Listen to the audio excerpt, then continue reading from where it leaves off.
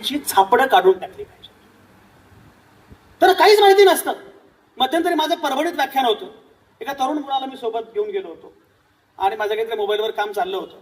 मला आयोजकांचे सारखे फोन येत होते की सर कुठपर्यंत पोहोचला. सर या आम्ही पिंपळाच्या झाडाखाली उभे आहोत. मी त्याला सांगितलं की पिंपळाचं झाड आले की थांबव. त्याला कुठे पिंपळ माहिती.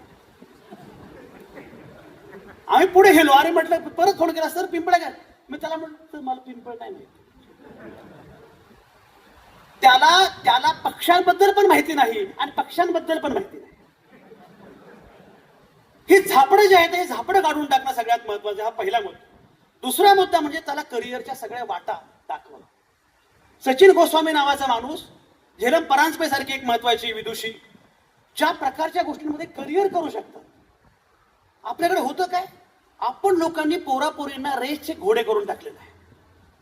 आपल्या स्वप्नांचं ओझं त्यांच्यावर लादायचं. तुम्हाला मजा सांगतो, मध्यंतरी 10वीची परीक्षा होती. माझ्या रिपोर्टरला म्हटलं जरा सेलिब्रिटी लोकांशी बोल, 10वीचा अभ्यास कसा करावा, ताण कमी घ्यावा, हे जरा मुलांसाठी थोडी बातमी कर. त्यांना फोन केला नागराज मंजुळे. नागराज म्हटला बोललो असतो पण मी 10वीला नापास झालो. ते मी नागराजला म्हटलं नागराज तू 10वीला नापास झालास. म्हणजे हो सर 6 विषयात नापास झाला. म्हणजे 6 विषयात कसा नापास झाला. तो म्हटला सर 6च विषय होते. पण ते होणारा पोरगा पुढे नागराज होऊ शकतो, सचिन गोस्वामी होऊ शकतो, सचिन तेंडुलकर होऊ शकतो. हे तुम्हाला सांगितलं पाहिजे. करिअरच्या शेकडो वाटत हे सांगितलं पाहिजे. दुसरा मुद्दा. तिसरा मुद्दा, जात धर्म भाषा पंथ या पलीकडे तुमचा पोरगा पोरगी माणूस झाला. या देशामध्ये कोणी कलेक्टर होईल, डॉक्टर होईल, इंजिनियर होईल, काही फरक पडत नाही. पण माणसं झाली पाहिजे. आपल्याला माणूस घडवायचा. मध्यंतरी का कॉलेजमध्ये माझं व्याख्यान होतं. मग अहिल्यादेवी होळकरांचा यांनी उल्लेख केला.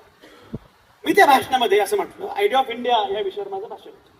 युवराज त्या भाषणामध्ये मी असं म्हटलं, 1928 पर्यंत इंग्लंडमध्ये महिलांना मताचा अधिकार नव्हता. जेव्हा मताच्या अधिकारासाठी महिलांनी आंदोलन केलं तेव्हा त्यांना तुरुंगात डांबलं गेलं, जिवंत जाळलं गेलं, रणगाडे घातले गेले वगैरे वगैरे.